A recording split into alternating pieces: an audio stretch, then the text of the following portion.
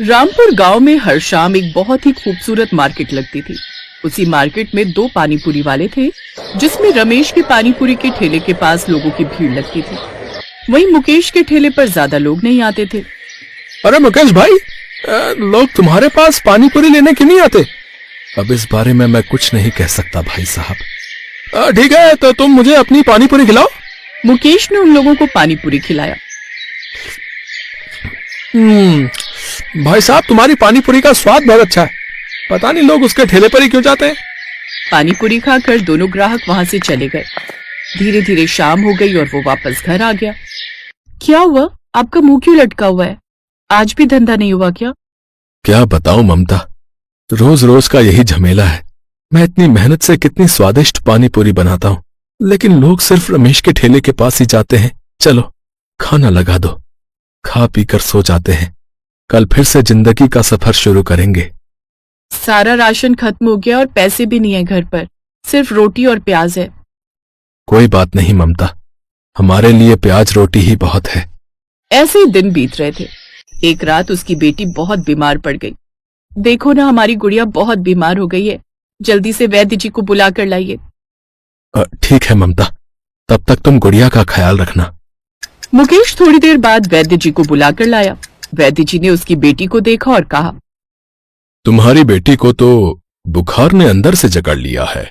इसे ठीक होने में तो ज्यादा वक्त नहीं लगेगा, लेकिन फिर भी बहुत मुश्किल है। ये सुनकर ममता और मुकेश परेशान हो गए। वैद्य जी, ऐसा मत बोलिए। हम गरीबों की जिंदगी में अभी तक परेशानियां कम थी, जो एक और परेशानी दे दी भगवान ने हमें। किसी भी कीमत पर इसे ठीक कर दीजिए। तुम्हारी बेटी को ठीक करने के लिए एक खास जड़ी बूटी की जरूरत पड़ेगी। वो जड़ी बूटी यहाँ से 10 किलोमीटर दूर एक घने जंगल में मिलेगी। क्या तुम ला सकते हो? वैद्य जी, मैं कैसे भी करके वो जड़ी बूटी ले आऊंगा। आप मुझे बताइए, वो जड़ी बूटी दिखती कैसी है? मुकेश, वो जंगल बहुत खतरनाक है। उस जंगल में बहुत भयानक भयानक जंगली जानवर रहते हैं। खतरनाक भेड़िए उस जंगल पर राज करते हैं। उन भेड़ियों से बच के तुम्हें वो जड़ी बूटी लानी होगी। उस जंगल के बीचों बीच बहुत सारे सफेद फूल लगे होंगे। उन्हीं फूलों के बीच हरे रंग की पत्तियां दिखाई देंगी। वो पत्तियां ही तुम्हें लेकर आनी है। ठीक है। मुकेश पैदल ही उस जंगल के लिए निकल पड़ा और 1 घंटे में ही जंगल में पहुंच गया। जंगल के अंदर पहुंचते ही उसे बहुत सारे चील, कौवे और गिद्धों ने परेशान किया, लेकिन उनसे बचते हुए किसी तरह वो जंगल के अंदर घुस गया। ये जंगल तो सच में बहुत खतरनाक है। अब मुझे किसी भी कीमत पर जल्द से जल्द जंगल के बीचों बीच उस जड़ी बूटी के पास पहुंचना होगा।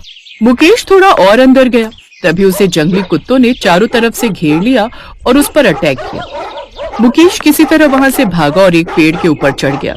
कुत्ते नीचे से भौंक रहे थे, तभी मुकेश ने पेड़ से एक बहुत मोटी डाल तोड़ी और फेंक कर उन कुत्तों के ऊपर मारी, जिससे वो सभी कुत्ते वहां से भाग गए। मुकेश अब फिर से नीचे उतरा और जंगल के अंदर जाने लगा। हे ऊपर वाले, मुझे एक बार बस वो जड़ी बूटी मिल जाए। मुकेश थोड़ा और अंदर गया तो उसने देखा कि एक बरगद के पेड़ के नीचे एक संत महात्मा गहरे ध्यान में बैठे थे और एक भेड़िया उन्हें खाने के लिए उनके बिल्कुल नजदीक पहुंच गया था। ये भेड़िया तो बाबा को खाने वाला है। मुझे बाबा को बचाना होगा। वो भेड़िया बाबा की गर्दन को लगभग पकड़ ही चुका था कि तभी मुकेश पीछे से एक बहुत बड़ा डंडा लेकर पहुंचा और भेड़िए को मारने लगा। भेड़िए ने मुकेश पर अटैक कर दिया, लेकिन मुकेश किसी तरह उससे लड़ता रहा और अंत में उसने भेड़िए को भगा ही दिया। ये सब कुछ उन संत महात्मा ने देख लिया। उन्होंने कहा, बेटा, मैं तुम्हारा कर्जदार हो गया हूँ। तुमने मेरी जान बचाई है। बाबा, आप इतने भयानक जंगल में तपस्या क्यों कर रहे हैं? पुत्र, हम सन्यासियों के लिए जंगल ही बेहतर होता है। शहर के बीचों बीच अगर मैं बैठ जाऊंगा तो लोग मुझे वहां से भगाने लगेंगे, लेकिन तुमने मेरे प्राण बचाए हैं। बोलो, तुम्हें क्या चाहिए? बाबा, मेरी बेटी बहुत बीमार है। वैद्य जी ने एक जड़ी बूटी मंगाई है जो इस जंगल के बीचों बीच ही मिलेगी। वो मुझे कहाँ मिलेगी, क्या आप बता सकते हैं? बाबा ने अपने कमंडल से वही जड़ी बूटी निकाली और मुकेश को दे दी। पुत्र, ये जड़ी बूटी बहुत काम की है, इसलिए मैं हमेशा इसे अपने पास रखता हूँ। ये तुम ले लो, तुम्हें इसकी अधिक आवश्यकता है। आपने तो मेरा काम बहुत आसान कर दिया बाबा, मैं चलता हूं। रुको पुत्र, तुम्हें सिर्फ एक समस्या नहीं है, तुम्हें बहुत सारी समस्याएं हैं। तुमने मेरा जीवन बचाया है, इसीलिए मैं तुम्हें अपना ये सोने का कड़ा देता हूं।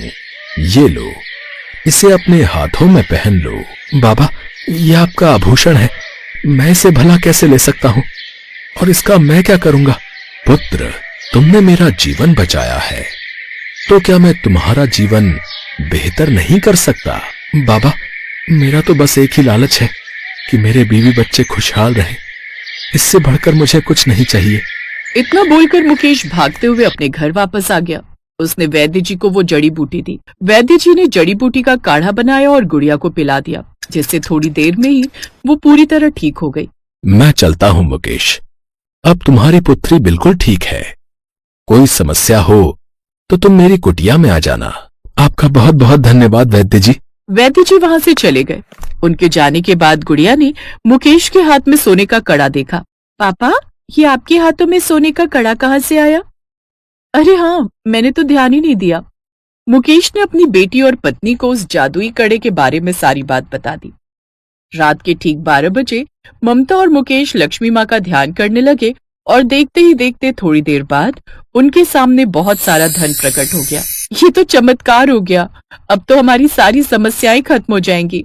तुम सही कह रही हो, अब मैं पानी पूरी का ठेला लगाना बंद कर दूंगा और इसी गांव में एक बहुत बड़ा ढाबा खोल लूंगा, जिससे मैं बहुत कम दाम में लोगों को खाना खिलाया करूंगा। कुछ ही दिनों में मुकेश ने अपना एक बहुत ही खूबसूरत घर बना लिया और घर के बगल में ही जमीन खरीदकर एक बहुत शानदार ढाबा बना लिया। वहीं दूसरी तरफ रमेश ठेले वाला कुछ हैरान था।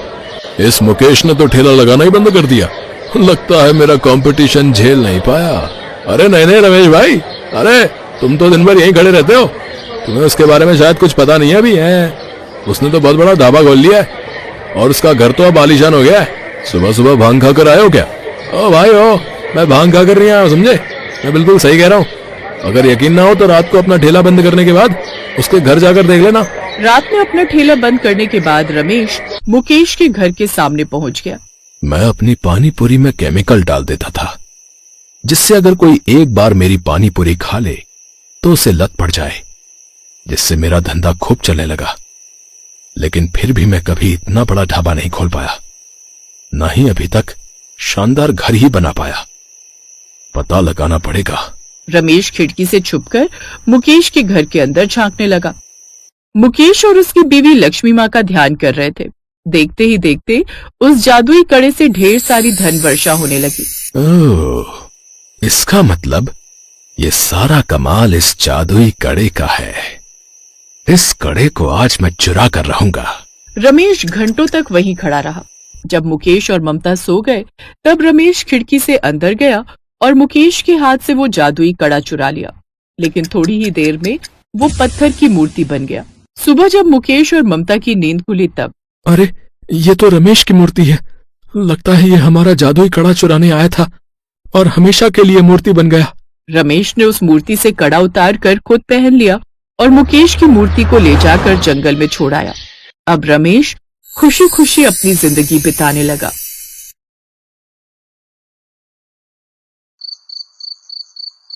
माँ, नींद नहीं आ रही। क्यों? मेरी बच्ची को नींद क्यों नहीं आ रही है? माँ, कोई कहानी सुना दो ना, फिर नींद आ जाएगी।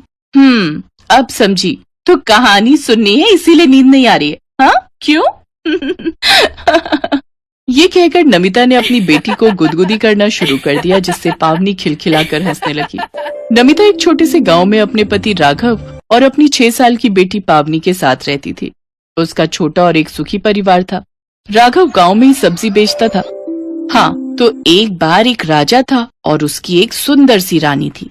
नहीं माँ, ये वाली नहीं। अरे पहले सुनो तो सही, बहुत अच्छी कहानी है।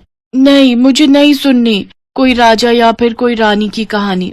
ओहो, फिर कौन सी कहानी सुननी है मेरी राजकुमारी को? कोई ऐसी कहानी जिसमें कोई सुपर हीरो हो। अच्छा तो चलो, आज मैं तुम्हें एक बिल्कुल नई कहानी सुनाती हूँ। कौन सी कहानी माँ? एक वानर कुमार की कहानी, जो सूरज को फल समझकर उसे खाने के लिए उड़ गया था। हैं? जल्दी सुनाओ ना माँ, प्लीज। हाँ हाँ सुनाती हूँ। तो एक बार की बात है, नमिता पावनी को हनुमान जी के बचपन की कहानी सुनाने लगी। पावनी को ऐसी कहानियां ही पसंद आती थी। फिर कहानी पूरी होते ही पावनी सो गई। उसके सोने के बाद राघव ने नमिता से कहा, सो गई? हाँ सो गई। जब तक इसे कोई कहानी ना सुना दूं तब तक सोती ही नहीं है। तुम्हें डाली है इसे ये आदत? अच्छा जी, तो क्या करूं? आप ही कभी सुना दिया करो एक दो कहानियां। ना बाबा, मुझसे नहीं हो पाएगा। कहाँ से लाऊंगा रोज नई कहानी? अरे कुछ नहीं, कुछ भी बनाकर सुना दो। बस कहानी का कोई एक किरदार बहुत ताकतवर होना चाहिए और वो कमजोरों की मदद करे और आखिरी में वो जीत जाए। बस इतने से ही खुश हो जाती है अपनी पावनी। अच्छा उल्लू बनाती हो तुम उसे। उल्लू नहीं बनाती हूँ, बस उसका दिल बहला देती हूँ। हाँ हाँ, पर उल्लू बनाकर ही तो। राघव की बात पर दोनों पति पत्नी हंसने लगे। अगले दिन जब नमिता पावनी को स्कूल से लेकर आ रही थी, तभी एक मोटरसाइकिल वाला तेजी से वहाँ से गुजरा। उसके टायर से उछलकर ढेर सारी कीचड़ नमिता की साड़ी पर लग गई। इस बात पर पावनी को बहुत गुस्सा आ गया और उसने मोटरसाइकिल वाले को आवाज लगाई, ओए अंकल, दिखता नहीं है क्या? क्या बोली? मैंने कहा दिखता नहीं है क्या आपको? आपने मेरी माँ की साड़ी गंदी कर दी। हाँ हाँ ठीक है, मैंने ठीक से देखा नहीं। वही तो मैं कह रही हूँ, ठीक से देखकर चलाओ। पावनी चुप हो जाओ। भाई साहब आप जाओ यहाँ से। बहुत तेज है आपकी बेटी, इसे तमीज सिखाओ कुछ। हाँ समझाऊंगी मैं इसे, आप जाओ। नमिता ने पावनी का हाथ जोर से पकड़ा और उसे सीधा घर ले आई। ये क्या कर रही थी तुम? मैं क्या कर रही थी? सारी गलती उन अंकल की थी, वो कितना तेज बाइक चला रहे थे। हाँ बेटा, पर ऐसे किसी से भी नहीं भिड़ जाते, समझी? आप हमेशा मुझे ही क्यों चुप करा देते हो? बेटा आते जाते लोगों से नहीं भिड़ा करते, पर वो कोई कमजोर नहीं बल्कि बदमाश अंकल थे और आपको हीरो बनकर उनकी पिटाई करनी चाहिए थी। हम दोनों मिलकर उन्हें कीचड़ में गिरा गिरा कर मारते। बाप रे, तू कितनी खतरनाक हो गई है पावनी। अगर भगवान ने तुझे कोई ऐसी शक्ति दी जिससे तू बहुत ताकतवर हो जाए, तब तो तू पता नहीं क्या कर देगी।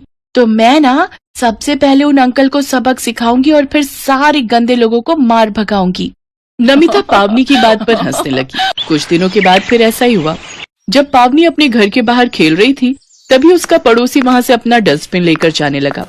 डिब्बे में ऊपर तक कचरा भरा हुआ था और ठीक नमिता के घर के बाहर उस डस्टबिन से काफी सारा कचरा नीचे गिर गया और वो आदमी उसे उठाए बिना ही आगे बढ़ने लगा। तो पावनी ने तुरंत उस आदमी को रोककर उससे कहा, अंकल आपका कचरा गिर गया है, इसे तो उठा लो। वो मेरा कचरा नहीं है तो मैं उसे क्यों उठाऊं? कितना झूठ बोलते हो आप। अभी मैंने देखा, ये कचरा आपके ही डस्टबिन से गिरा है। अरे जा, चली जा यहाँ से, वरना। पावनी को फिर किसी से बहस करते देख नमिता फौरन घर से बाहर आई। उसने अपने पड़ोसी से माफी मांगी और पावनी को घर के अंदर ले गई। और आपने उन्हें सॉरी क्यों बोला? गलती उन अंकल की थी। बेटा मैंने तुझे समझाया था ना, ऐसे किसी से भी लड़ाई करना अच्छी बात नहीं है, पर तू है कि समझती नहीं। माँ, उन अंकल को सबक सिखाने की बजाय अब मुझे ही डांट रही हो। जाओ जाओ, मुझे आपसे बात नहीं करनी। ये कहकर पावनी अपने कमरे में चली गई और बिस्तर में मुंह छुपाकर रोने लगी। नमिता उसे मनाने पहुंची तो उसने देखा कि पावनी बहुत जोर जोर से रो रही थी और वो नमिता से बिल्कुल बात नहीं करना चाहती थी। तब नमिता ने उसे बड़े प्यार से कहा, अच्छा सुन, तू जानना चाहती है ना कि मैं किसी से क्यों लड़ाई नहीं करती और सबको इतनी आसानी से माफ क्यों कर देती हूँ? तो इसे समझने के लिए तुझे एक कहानी सुननी होगी, और वो भी बिल्कुल सच्ची कहानी। अच्छा तो सुनाओ, मुझे जल्दी सुनाओ वो कहानी। तो चल मेरे साथ। कहाँ ले जा रही हो माँ? चलती रहो और कहानी सुनते जाओ। तुम्हारी नानी यानी मेरी माँ, उनका नाम तो जानती हो ना तुम? हाँ, उनका नाम तो उर्मिला था ना।